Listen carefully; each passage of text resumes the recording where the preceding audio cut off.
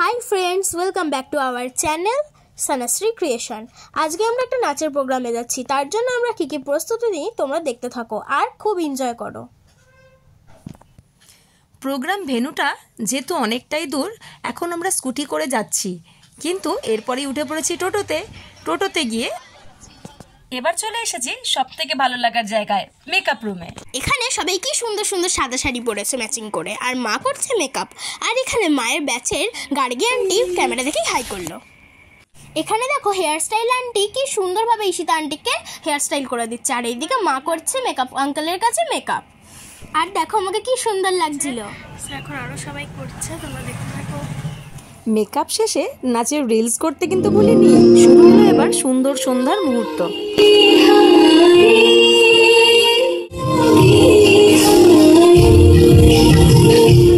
নাচের শেষটুকু ছিল অসম্ভব সুন্দর। এবার দেখো আমার নাচ।